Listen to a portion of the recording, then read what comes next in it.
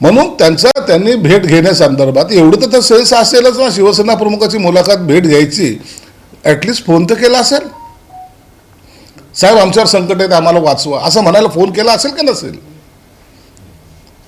परंतु अत्यंत कुशलतेने जे क्रिमिनल चालतं ना त्यांचं त्या पद्धतीनं त्याच्यामध्ये तुम्ही बघा कुठंही त्यांनी हे सर्व करतात. शरद पवारांच्या नावाचा जाणून बुजून उल्लेख केला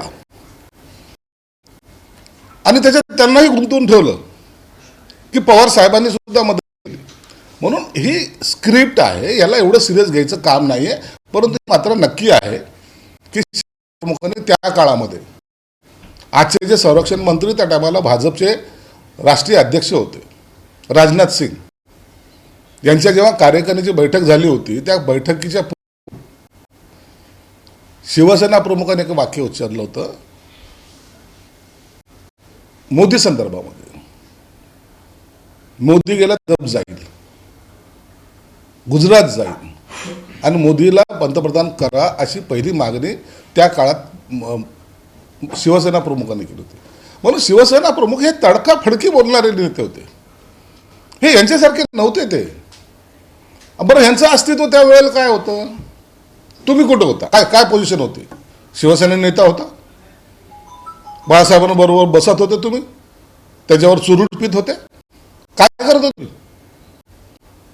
आपली असलेली पोझिशन त्या काळामध्ये नेमकी काय होती हे कधी ते त्या पुस्तकात मांडा ना. परंतु मी काहीतरी स्फोटात्मक काहीतरी बोलतोय किंवा लिहिलंय आणि हे सत्य माना, हे जे प्रकार आहेत ना हे प्रसिद्धीसाठी असतात, हे नौटंकी आहे. मी पुन्हा सांगतो, शिवसेना प्रमुखांनी अनेकांना मग ते चित्रपट क्षेत्रातले, तो व्यापारी असो, तो बिल्डर असो, तो आणखी कोणीही असो, राजकारणातला जरी असला तरी त्याला प्रामाणिकतेने मदत केली आणि कधी त्याची वाच्यता केली नाही. म्हणून शिवसेना प्रमुखावर अनेक लोक जे आहेत प्रेम जे करतात ते त्यामुळं करतात, यांच्यामुळं शिवसेना प्रमुख मोठे झालेले नाही आहेत, त्यांच्या सावलीत हे वाढलेले लोक आहेत. आमच्यासारखे मोठे झाले त्यांच्या आशीर्वादामुळे झालेले आहेत. म्हणून आजचा जो काही त्यांनी जे पुस्तक जे प्रकाशित केलं किंवा त्यांनी दाखल ते अत्यंत पिक्चरची स्टोरी लिहिल्यासारखं केलेलं आहे आणि स्वतःचे पाठ थुपटून घेण्याचा तो प्रकार आहे. आणखी एक मुद्दा सांगितला की अमित शहा बरोबर आणखी काही मंत्री गुजरातचे जेलमध्ये होते, त्यांच्यावरती कारवाई केली गेली होती.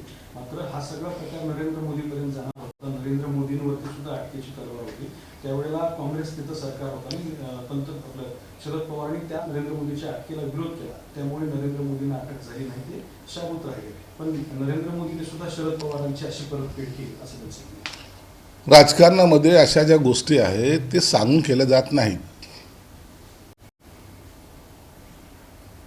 शिवसेना वाढायला मुंबईमध्ये कारणीभूत कोण होते हे कधी कुणी सांगितलेलं नाही. मग शरद पवार कुणाशी बोलले, शरद पवारने तिथं विरोध का केला, नरेंद्र मोदीला का वाचवलं, या गोष्टी तुम्ही शरद पवार साहेब बोलले तर त्याला महत्त्व आहे. ज्यांनी मदत केली त्यांनी जर हे सगळं बोललं तर त्याला वेगळं महत्त्व आहे ना. तुम्ही ही दलाली कशाला करता, तुम्हाला कोणी सांगितलं हे सर्व. जर त्यांचं ऐकून तुम्हाला जर ते खरं वाटत असेल तर त्यांच्या तोंडून येऊ द्या ना. मोदी साहेबांनी शरद पवारला मदत केली, शरद पवार साहेबांनी मोदीला मदत केली. अहो मोदी साहेब जाहीर सभेत बोलले की मी यांचं बोट धरून राजकारणात आलो, तुम्ही कोण सांगणार आहे. म्हणून तुम्हाला एक गोष्ट सांगतो की हे सर्व नातं जपणं हा वेगळा भाग आहे. या नात्याचा कधी राजकारणासाठी शिवसेना प्रमुखांनी वापर केला नाही. शरद पवार साहेब 100 वेळा नाही 1000 वेळेला मातोश्रीला जायचे, त्यांच्या जेवणावळी व्हायच्या, गप्पा व्हायच्या. हे शिवसेना प्रमुखाने जाहीरपणे सांगितलेलं, मी सांगत नाही, शिवसेना प्रमुखाने सांगितलं. त्यांना मच्छी चांगली बनवून चारायची, हे शिवसेना प्रमुखाच्या तोंडातले उद्गार आहेत आणि ते सत्य आहेत. परंतु त्याचा एखाद्या स्टेजवर केलेला उल्लेख हा वारंवार कधी शिवसेना प्रमुखाने केला नाही. म्हणून त्यांनी एकच वाक्य त्यांनी वापरलं होतं, मनभेद असलेले पोटभेद असलेले चालतील पण मनभेद असता कामा नये, हे त्यांचं वाक्य होतं.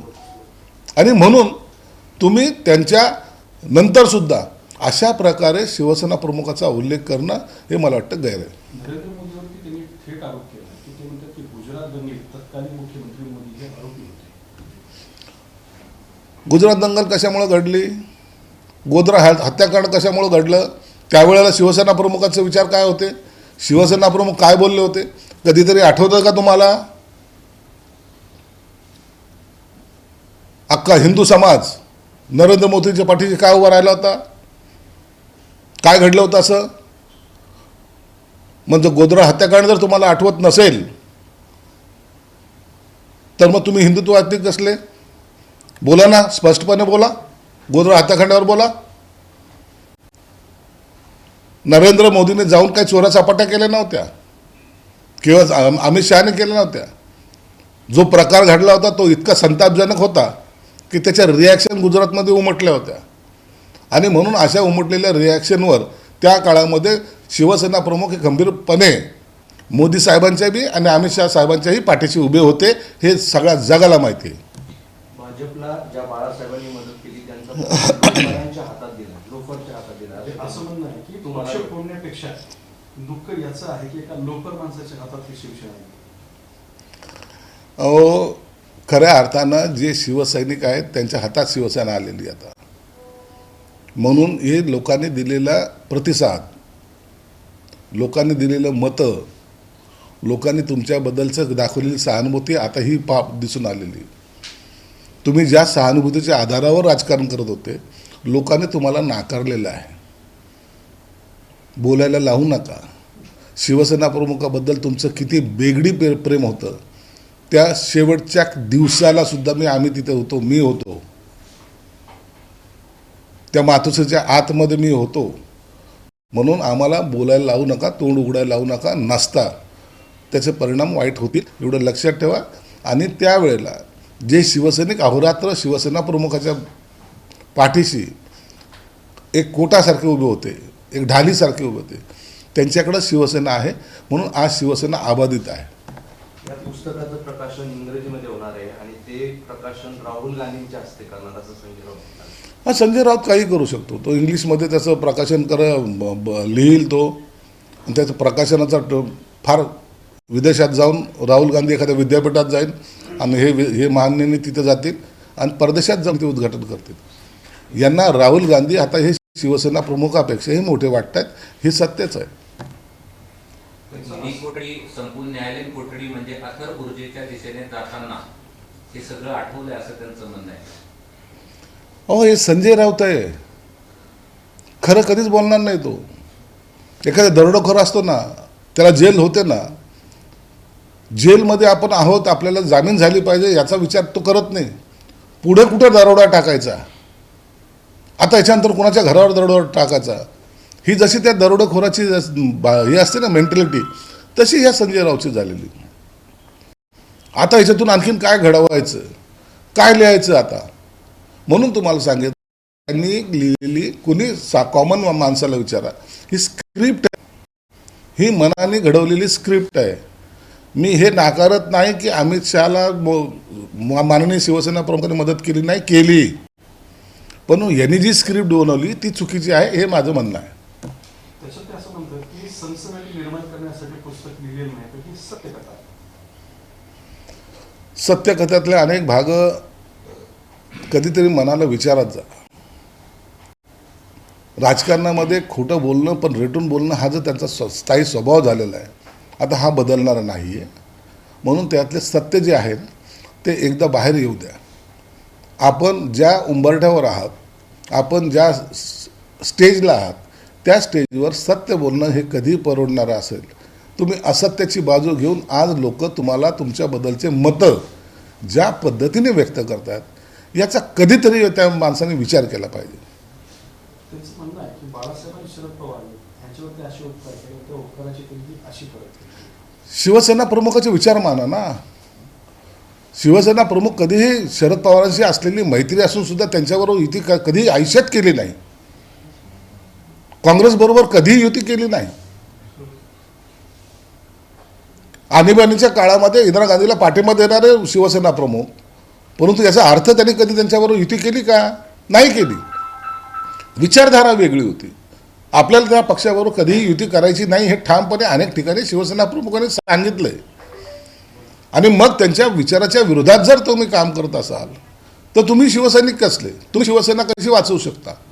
म्हणून झालेला उठाव आणि त्याला दिलेली भाजपची साथ ही तुम्हाला गैर मानता येणार नाही. असं काही घडलं होतं का की अमित शहा त्यांच्या मुलाला घेऊन टॅक्सीनं मुंबईत आले, एक दिवस थांबले, त्यांनी बाळाकडे भेटले? ही स्क्रिप्ट आहे. अमित शहा ते जय शहा लहान असताना मातोश्रीच्या गेटवर आले, मग जय शहा रडायला लागले, पप्पा मला वडापाव द्या. असं काही झालं का? तेलीनं बाकी ठेवलं त्यांनी तिथं. पप्पा मुझे प्यास लगी, वाट पाणी चाहिए. मातोश्रीच्या राईट साईडला जे काही लेफ्ट साईडला जे काही स्टॉल आहे मग तिथे तो पप्पा त्याला घेऊन गेला, पाण्याची बॉटल दिली, मग त्यांनी पाणी आणि वडापाव खाल्ला. असंही द्यायला कमी करणार नाही. म्हणून हे सगळं हास्यास्पद आहे, चीड आणणार आहे. आणि ते तुम्ही कुठं होता, कुठं तुम्ही ते अमित शहा गेटवर आला, तुम्ही कुठं होता? आणि शिवसेना प्रमुख आहे, तुम्हाला विचारून कुणाला अपॉइंटमेंट द्यायचे का? शिवसेना प्रमुख होते ते. कुणाला भेटायचं कुणाला भेटायचं नाही ते स्वतः ठरवायचे. त्याला तुमच्यासारख्यांची कुणाची गरज लागत नव्हती जशी आज तुमची गरज इतरांना लागते. त्यांना कधीच गरज लागली नाही. म्हणून ही स्टोरी आहे, त्याच्याकडे सिरियसली पाहू नका. पुस्तकं बंद वगैरे किंवा अरे कशाला, बरं आहे ना, टाइमपास होतो, लोकांची करमणूक होते. स्क्रिप्ट वाचून आता एखादा पिक्चर काढायला बसलेत. अमित शहा चाललेले टॅक्सीनी, काळ्या पिवळ्या टॅक्सीनी, मग ह्याचा कॅमेरा त्याच्यावर चालला झूम करत, असं सगळं दाखवतं. मजा येईल ना पिक्चरमध्ये, थ्रिल राहील. ठाकरे बंधूंची युतीची चर्चा जी आहे ती पुन्हा लांबणीवर गेली आहे आणि राज ठाकरेंनी कार्यकर्त्यांना सांगितलं की युतीच्या भरोश्यावर राहू नका, कामाला लागा असा संदेश दिला आहे. अहो मी तुम्हाला 100 वेळा सांगतो, कधीही युती होणार नाही. उबाटाचे नेते उद्धव ठाकरे साहेबांच्या मनामध्ये युती करणे नाही आणि त्यांचे जे काही आजूबाजूचे आहेत त्यांनाही ही युती नको आहे. जर असं त्यांच्या मनात पहिलं जर नसतं किंवा आताही तसंच आहे, जर नसतं ते भावांची अशी ताटातूट झाली नसती जी शिवसेना प्रमुखाला सुद्धा आवडलेली नव्हती. परंतु पुत्रप्रेमासाठी त्यांनी सुद्धा त्यामध्ये त्यावेळेला नाविलाज असं केलेली ती तडजोड आहे. म्हणून हे एकत्र येणार नाहीत. आता आपले गावकीचे प्रश्न घेऊया. राष्ट्रवादी शरद पवारांच्या पक्षाच्या आमदारांना सत्तेत जायचं वेळ आहे, कारण काँग्रेस प्रदेशाध्यक्ष सपकाळ आणि शरद पवार यांची भेट सगळ्या झाली. आमदारांची तुमची पण भेट होत असेल विधानमंडळ वगैरे, काय त्यांचा आपला आवाज आहे? नाही, शरद पवारांनी खंत बोलून दाखवली की शरद पवार पक्षाच्या आमदारांना सत्तेत जायचं आहे. सत्तेशिवाय हे सर्व लोक राहू शकत नाही, हे तेवढं सत्य आहे. त्यांना सत्तेची लालसा वाढलेली. मग अशा वेळेला पर्याय त्यांच्यासमोर दिसतोय ते अजितदादा. म्हणून त्यांचे जे काही होत आहे एकमेकावर टाळणे, मग सर्वांनी मिळून निर्णय सामूहिक घ्या, तुमचं काय मत आहे ते सांगा, हे सगळं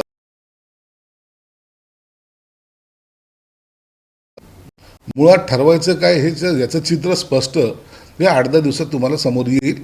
आणि मला वाटतं आता जास्त वेळ वाट पाहण्यात काही अर्थ नाही.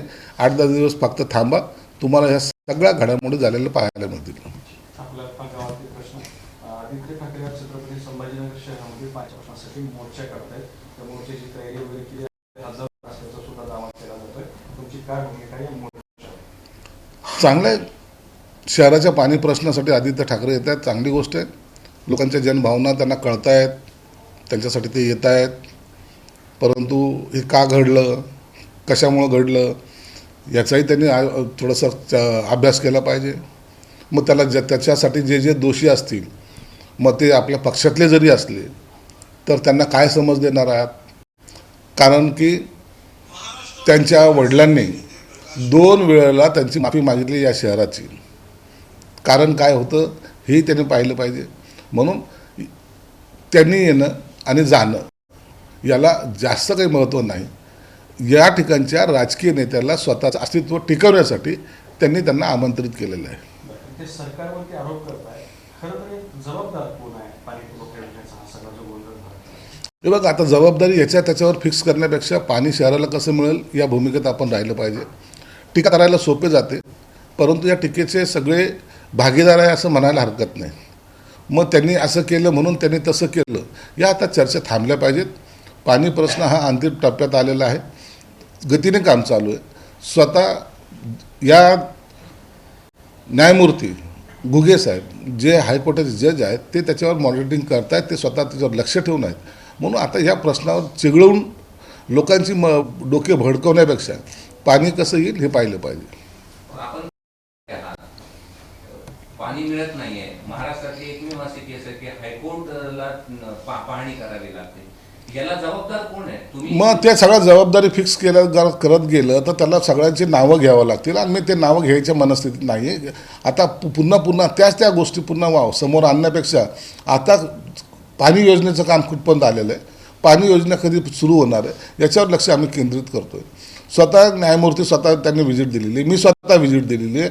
सर्व जे अभियंते आहेत किंवा कॉर्पोरेशनचे कर्मचारी आहेत ते स्वतः लाईनवर काम करत आहेत.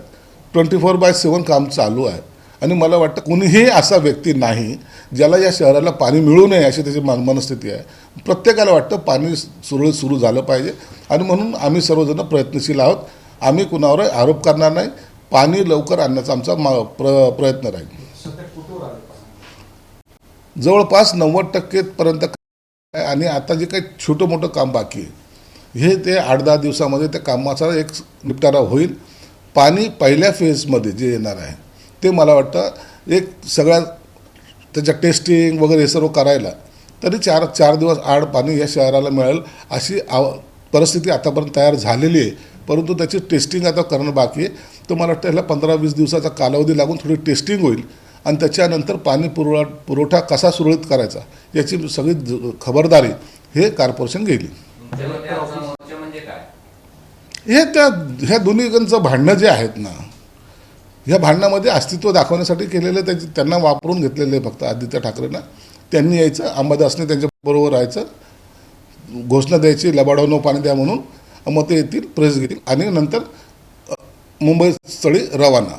हा त्यांचा कार्यक्रम आहे. ते त्यांच्या एकमेकाच्या अस्तित्वासाठी त्यांनी त्यांचा वापर केलेला आदित्य ठाकरेचा. त्यांना पाणी प्रश्नाशी काही देणं घेणं नाही.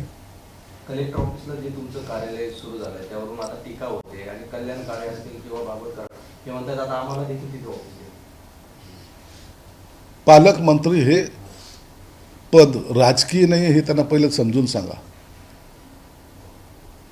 ज्याला ऑथेंटिक मान्यता आहे आणि पालकमंत्री जर त्या जिल्ह्याचा पालकमंत्री त्या कार्यालयात बसत नसेल तर त्या ठिकाणी अशी एक यंत्रणा असावी जी सर्वसामान्यांचे प्रश्न सोडवतील. म्हणून त्याच्यामध्ये कोणीही प्रायव्हेट कर्मचारी नाही. त्या ठिकाणी कलेक्टर ऑफिसचेच कर्मचारी तिथं बसतात.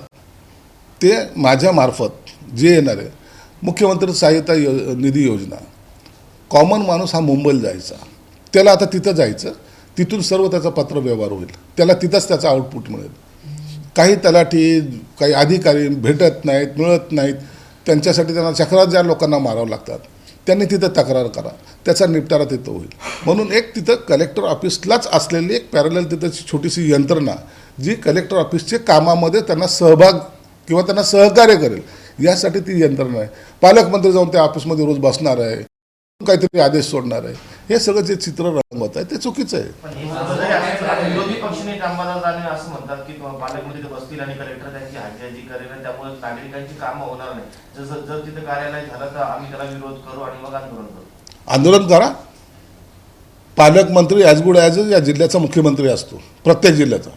त्याला सर्वस्वी अधिकार दिलेले असतात आणि त्या अधिकाराचा वापर तो त्या शहराच्या जिल्ह्याच्या चांगल्या कामासाठी करत असतो. पालकमंत्री हे काय भूषण म्हणजे मिरवण्याचं पद नाही आहे, तर ते काम करण्याचं पद आहे आणि ते करण्याचं काम आम्ही सर्वजण करणार आहोत. म्हणून त्यांनी कोणी काय टीका केली त्याची आम्ही चिंता करत नाहीत. आम्हाला जनतेचे लोक कामं आमचं कार्यालय राहणार आहे. पायंडा पाडताय का? म्हणजे असं कुठंच नव्हतं आतापर्यंत किंवा कायद्यामध्ये सुद्धा अशा स्वरूपाचं काही धोरण नाही. तुम्ही एक नवीन काढलं. नवीन काढलं तर एखादा नवीन झालं पाहिजे ना, काहीतरी नवीन घडलं पाहिजे ना. त्या रुटीन कामं करत बसण्यापेक्षा एक गती जर द्यायची असेल, आम्ही 100 दिवसाचा कार्यक्रम करतोय, आम्ही आता 150 दिवसाचा कार्यक्रम घेतोय. हाती कार्यक्रम जेव्हा घेतात त्या टायमाला त्याला स्पीड देणं हे माझं काम आहे आणि हे स्पीड देण्यासाठी जर मला तिथं कलेक्टर ऑफिसमध्ये बसावं लागत असेल तर निश्चित बसलं पाहिजे. गैर काय? त्या ठिकाणी बसून इतर काही उद्योग करत असेल तर त्याला तुम्ही आक्षेप घ्या ना. पण जनतेचे प्रश्न सोडायला मग तुम्ही जनता दरबार कशाला घेता? तुम्हाला कोणते अधिकार दिले होते? तुम्हाला कोणी सांगितलं जनता दरबार घ्यायचे अधिकार आहे? पण तुम्ही घेता ना, कशासाठी घेता? की कॉमन माणूस त्या एका ठिकाणी आला पाहिजे, सुटले पाहिजे. मग कलेक्टर ऑफिसमध्ये जर अधिकारी कोणी काही भेटत नसेल, त्याच्यासाठी जर एखादं कार्यालय असेल, त्यात वावगं काय, गैर काय? नाही, असंच कार्यालय बच्चू कडूंनी सुरू केलेलं होतं, मात्र ते त्यांना बंद करायला लागलं. ते काय असेल तर मला माहीत नाही, परंतु मला वाटतं लोढाने पण कार्यालय सुरू केलं होतं मुंबई महानगरपालिकेमध्ये, केसरकरांनी केलं होतं, आणि त्यात काही गैर पण नव्हतं. काल विखे असं म्हणाले, ते तुमचे निधी जो वळवला जातोय त्यावरून तुम्ही संताप व्यक्त केला. शिरसाट हे नव्याने मंत्री झाले, नवे आहेत अजून. बरोबर आहे ना, मला पूर्ण माहिती नसेल, त्यांनी मला कल्पना द्यावी. माझ्या स्टेटमेंटमध्ये काही चूक असेल तर मी ती दुरुस्त करायला तयार आहे, परंतु माझं म्हणणं त्यांनी एकदा खोडून दाखवलं पाहिजे आणि मला ते समजून सांगितलं पाहिजे. महाविकास आघाडी म्हणजे शरद पवारांच्या वक्तव्यानंतर महाविकास आघाडी कुठे काय अशी चर्चा सुरू आहे, आणि शरद पवारांची आधी सपकाळ यांनी भेट घेतली आणि आता उद्धव ठाकरेंच्या भेटीसाठी गेले. महाविकास आघाडी वाचवण्यासाठी धडपड सुरू आहे. काही धडपड नाही आहे. महाविकास आघाडी अस्तित्वात राहणार नाही. राष्ट्रीय पातळीवर पी चिदंबरम त्यांनी सुद्धा आता वक्तव्य केलेलं आहे की ही आमचे इंडिया आघाडी टिकणार नाही. याचा अर्थच इथे या महाविकास आघाडी टिकणार नाही. हे सगळे स्वतंत्र राहतील आणि स्वतंत्र लढतील. आता फक्त एक कॅज्युअली भेट त्या सपकाळाने घेण्याचा प्रयत्न केलेला आहे. महाराष्ट्राचा प्रदेशाध्यक्ष झाल्यानंतर पहिल्यांदा असलेली त्यांची ही धावती भेट आहे आणि त्या भेटीचा काही परिणाम होणार नाही. हर्षवर्धन सपकाळ जे काँग्रेस ते इकडे तिकडे झोपतात, त्या गोष्टीची चर्चा व्हायला लागली. काँग्रेस आहे, अजगरासारखी ते कधीतरी जागे होतात, म्हणून त्यांच्यावर जास्त न बोलणं उचित आहे. परंतु आता महाविकास आघाडीची शक्ले पडायला सुरुवात झालेली. 8-10 दिवसामध्ये हे सगळं वेगळं झालेलं तुम्हाला दिसेल. आदित्य ठाकरेंच्या मोर्चापूर्वी भाजपने काल पत्रकार परिषद घेतली आणि ते म्हणाले की असे मोर्चे निघाल्यामुळे शहरात येणारे जे काही उद्योग आहेत ते परत जातील अशी भीती त्यांनी वर्तवली. नाही, मोर्चामुळे उद्योग जात नसतात. त्यांचा मोर्चा काढण्याचा उद्देश वेगळा आहे आणि एक पार्टीचा काहीतरी प्रोग्राम असला पाहिजे. कुठं काहीच घडत नाही. मराठवाड्यात काय काम आहे त्यांचं, काहीच नाही. मग एखादा मोर्चा निर्माण करून किंवा काढून आपल्या पक्षाचं अस्तित्व दाखवायचा त्यांनी प्रयत्न केलेला आहे आणि त्यासाठी एवढं काही सिरियस घेण्यासारखं काही कारण नाही.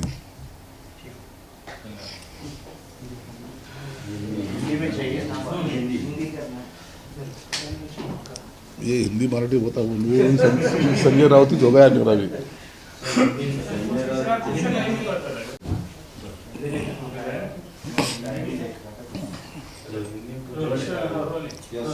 सर पी चिदंबरम ने कहा है कि महाविकास ये इंडिया अलायंस ज्यादा दिन नहीं. कांग्रेस के वरिष्ठ नेता पी चिदंबरम ने जो कहा है वो सच है. जब पहले अलायंस हुआ था वहाँ भी उनकी किसी की बनती नहीं थी. ममता जी अलग चलती है, केजरीवाल अलग चलते हैं. देश भर के नेताओं में कहीं उनकी एकता दिखाई नहीं दी. अब लोकसभा के इलेक्शन खत्म हो चुके हैं, उसका परिणाम उन्होंने देखा है और हर कोई ऐसा कहने के लिए शुरुआत की है उन्होंने कि अगर अपन सेपरेट लड़ते तो शायद सीटें बढ़ती थी. अब कुछ राज्यों में स्थानिक इलेक्शंस है, कोई विधानसभा के इलेक्शंस आएंगे, ये नहीं. इसलिए पी चिदंबरम ने जो कहा वह सच है. इंडिया अलायंस अभी रहेगा नहीं. उनका अंतिम जो बात लास्ट टाइम हुई वहीं उनका एंड हो चुका है. अब वो अस्तित्व में आज भी नहीं है और कल भी नहीं रहेगी. कांग्रेस से एक सांसद है राजस्थान के, उनका कहना है कि जो पहलगाम में हमला हुआ है और जो जात बताकर मारी गई है तो इसके कुछ प्रमाण नहीं दिखाई देते. देखो, उसके ऊपर भाष्य करना उचित नहीं है. देश के अस्तित्व पे वो एक हमला था. वहाँ जो मारा गया उसका बदला भारत ने लिया है और इसलिए विवादित बयानबाजी करना मुझे लगता है वो उचित नहीं है. संजय राउत ने जेल में रहने के बाद जो उसे टाइम मिला था वो उसने किताब लिखी है, नर्क से लेके स्वर्ग तक. और वो जो किताब लिखी है तो उसमें भी उसने मन घड़त कहानियां बनाने की कोशिश की है. बाला साहब ठाकरे साहब ने जो अमित शाह साहब को हो या मोदी साहब को जो मदद की है, वो खुद उन्होंने कभी बताई नहीं, बोली नहीं। वो उनका स्वभाव था। मदद ज़रूर की है उन्होंने, लेकिन खुलेआम ऐसा बोलने के वो कभी करते नहीं थे, ना उनका नेचर था। लेकिन संजय राउत ने एक स्क्रिप्ट बनाई है। देखेंगे अमित शाह साहब एयरपोर्ट पे उतरे, वहाँ से काली पीली टैक्सी में बैठे, वो मातोश्री पे आए, वहाँ वॉचमैन के माध्यम से अंदर मैसेज गया। ये संजय राउत था का? वो टैक्सी का पीछा कर रहा था कैमरा लेके, या गेट पे वॉचमैन था? इसका रोल क्या था उस वक्त? ये कौन से रोल में था? या टेलीफोन ऑपरेटर बोल के अंदर बैठा था बाला साहब के बंगले में? ये सब मन गढ़ंत कहानियां बना के, जैसे एक पिक्चर होती है ना, उस तरीके से उसने वो किताब लिखी है। मुझे लगता है उसके दिमाग में ये चल रहा होगा कि अगली एक पिक्चर अपन निकालेंगे, और वो पिक्चर की वो स्क्रिप्ट थी। इतना ही उसके बारे में कह सकते। लेकिन एक चीज़ साफ साफ तौर पर मैं कह देता हूँ, बाला साहब ठाकरे बहुत विरोधी रहो, सत्ताधारी रहो, बहुत जनों को मदद की है, लेकिन मदद करने के बाद कभी उसको बार ऐसा एहसास नहीं दिलाया मैंने तुझे मदद की है, कर दिए, भूल गए। ये बाला साहब का नेचर था। बाला साहब बाल थे, लेकिन इसने जानबूझ के, आप देखेंगे वो स्क्रिप्ट में शरद पवार का नाम भी जोड़ने की कोशिश की। एक उनको ये दिखना चाहिए कि साहब मैं तुम्हारा बहुत असीम भक्त हूँ, यह भक्त की भावना उन्होंने दिखाने की जो कोशिश की, जानते मुझे लगता है उसको कोई मानेगा भी नहीं, ना उसको कोई भी नहीं। वो सिर्फ खुद की तारीफ करने के लिए उन्होंने लिखी हुई किताब है। गोधरा कांड का भी उसमें मोदी जी का और अमित शाह का गोधरा हत्याकांड जो हुआ था, वो टाइम की सिचुएशन पूरे देश को मालूम है। जिस तरीके से गोधरा हत्याकांड हुआ था, लाशें बरामद हुई थी, उसका एक रिएक्शन पूरे गुजरात में हुआ था। और वो टाइम अनेक लोगों के ऊपर केसेस हुए थे, कोई जेल में थे। वो टाइम अगर किसी ने मदद मांगी होगी तो बाला साहब ने उनको की है। कर्नाटक के एक विधायक है, उनका कहना है कि जो सजा हुई है उससे इंसाफ नहीं मिला है। अब सिर्फ ये दिखा हुआ था। वो विधायक को थोड़ा, जहाँ युद्ध चल रहा था वो बॉर्डर पर ले जाना चाहिए था ना। अरे आप विधायक हो, कैसी बात करते हो? देश में युद्ध चल रहा है, तुम पूछा है? पूरा देश आंखों में तेल डाल के देख रहा है युद्ध कैसा चल रहा है, क्या भारत की एक्शन क्या है। इसलिए देश के खिलाफ बोलने वाले ये पाकिस्तान के एजेंट है। अच्छा, चहा घ्यायचा? नाही आता आधी पहिलं उभा काढून टाका.